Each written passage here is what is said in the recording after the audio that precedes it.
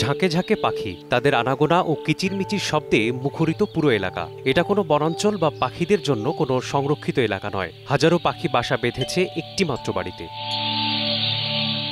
হাওড় পাড়ের সূর্য ডুবে যখন সন্ধ্যার প্রস্তুতি নেয়, তখন হালকা আবছায়া আলোয় গোটা হাওড় এলাকা নির্জনতা ভর করে। আর এই নির্জনতা ভেঙে শত শত পাখির দল কোলাহল করে বাড়ি ফিরতে থাকে। সন্ধ্যার আকাশ জুড়ে পাখিদের ডানা ঝাপটানোর এমন অপরূপ মুগ্ধতা ছড়ানো দৃশ্য দেখা যায় মৌলভীবাজার সদর উপজেলার হাওড় কাউয়াদিঘি পাড়ের বিরইমাবাদ গ্রামের নুরুল ইসলাম পঙ্কি মিয়ার বাড়িকে ঘিরে। পাখিদের বসবাসের কারণে এই বাড়ির নাম হয়েছে পাখি বাড়ি।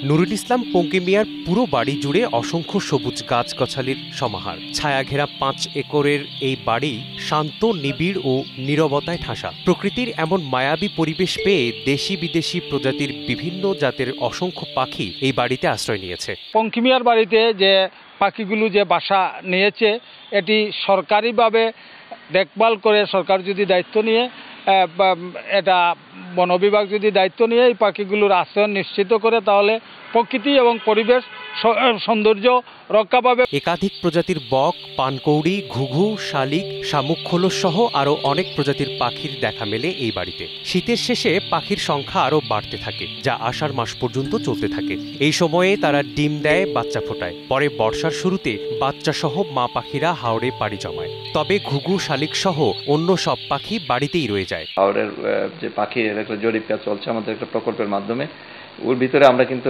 পাখি যে কলোনিগুলো আছে সেগুলো কিন্তু আমরা আইডেন্টিফাই করছি, কোথায় কোথায় পাখিগুলোর কলোনিগুলো আছে, এবং এই আইডেন্টিফাই করার পর আমরা এগুলা কত সংখ্যক পাখি ওই কলোনিগুলোতে বসবাস করে এবং তাদের জন্য কী ধরনের ব্যবস্থাপনা আমাদের প্রয়োজন, সেটার জন্য কিন্তু আমরা একটা কনসাল্টিং ফার্ম অলরেডি নিয়োগ দেওয়া হয়েছে। এতগুলো বছর মানিয়ে নিলেও এখন আর তা সহ্য হচ্ছে না নুরুল ইসলাম পঙ্কি মিয়ার। বাড়ির অসংখ্য ফলদ গাছগাছালি, পুকুর, ঘর, গেরস্থালি পাখির বিষ্ঠা পড়ে নষ্ট হয়ে গেছে। পাখিগুলোকে তাড়াতে চাইলেও স্ত্রী ও প্রবাসী সন্তানের কারণে সেটা পারছেন না পঙ্কি মিয়া।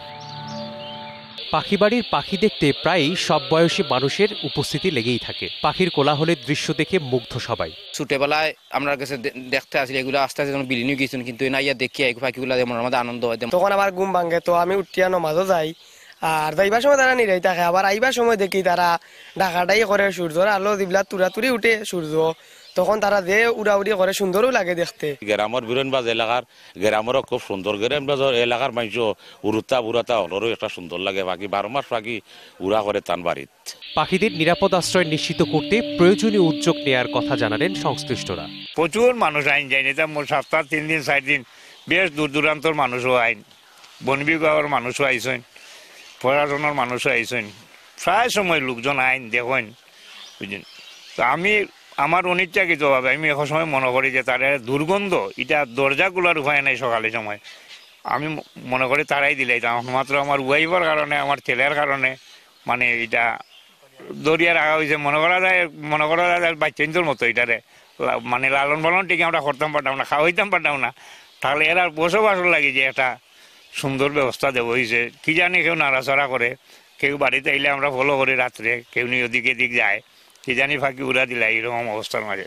বন্যপ্রাণী ব্যবস্থাপনা ও প্রাকৃতিক সংরক্ষণ বিভাগের দেয়া তথ্য মতে মৌলভীবাজার জেলায় 7টি পাখি বাড়ি রয়েছে। সময় সংবাদ, মৌলভীবাজার।